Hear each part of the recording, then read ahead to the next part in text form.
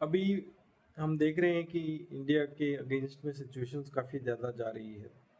Eric गैसेटी US ambassador ने आज से 1.5 साल पहले 2 साल पहले ये स्टेटमेंट दिया था कि no war is away from India, यानी कोई भी युद्ध इंडिया से दूर नहीं है। उसके बाद हमने देखा नेपाल बांग्लादेश के अंदर तख्ता फलक, थोड़ा बहुत anti India alignment, pro US government. Imran Khan चले गए और जेल में, और वहाँ पे भी मामला इंडिया के फेवर का नहीं रहा। फिर अभी ईरान सिचुएशन, धर्म संकट बढ़ गया है। तजाकिस्तान से हमारा एयरबेस खाली करवा लिया गया। कहीं ना कहीं अमेरिका नहीं चाहता कि भाई सेकंड चाइना खड़ा हो, इसलिए वो हमारी इकोनॉमी को टारगेट करना चालू कर चुके हैं। उन्हें पता है कि इनका ब्रिक्स में मेंबरशिप है तो हमारे लिए तो ठीक नहीं रहेगा। तो अमेरिका का ये जो स्टैंड है, और उसी टाइम पे जापानीज मीडिया का भी एक स्टेटमेंट आया था कि India has no friends. Japan ने ये देख लिया था कि भाई अमेरिका के जो मूव्स हैं वो एंटी इंडिया हो रहे हैं, ओपनली हो रहे हैं।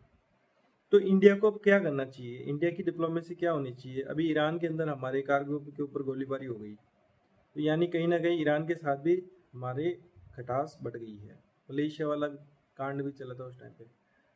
क्या इंडिया को स्टैंड लेना चाहिए? इस साइलेंट डिप्लोमेसी कितने टाइम तक चलेगी? लंबे टाइम तक साइलेंट डिप्लोमेसी काम नहीं करती है, एक पर्टिकुलर टाइम तक ही साइलेंट डिप्लोमेसी काम करती है। देखिए, हमारी इकोनॉमी को टारगेट कर रहे हैं, हमारे इंटरेस्ट को टारगेट कर रहे हैं। अब टाइम है इंडिया को वॉइस को लाउड करने का, अब बोलने का टाइम आ गया।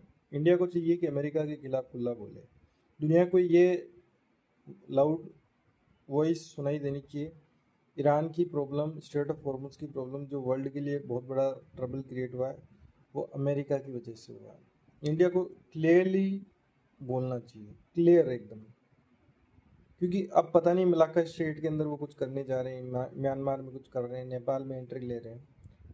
तो हमें देखना चाहिए कि ऐसा नहीं हो कि हम लेट हो जाए और वो अमेरिका हमारे साथ डायरेक्टली एंगेज होना चालू हो जाए।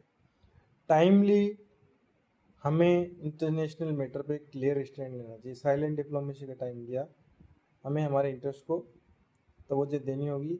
अगर हम आज अमेरिका के अगेंस्ट में खुला स्टांस लेते हैं तो बहुत सारे जो पावरफुल कंट्रीज़ है जो चुप बैठे हैं वो हमारी साइड लेंगे। जर्मनी एंड फ्रांस डेफिनेटली हमारी साइड लेंगे, जापान आएगा हमारे साथ, और धीरे धीरे हम देखेंगे कि एक अलाइनमेंट बनेगा एंटी अमेरिका। वो टाइम की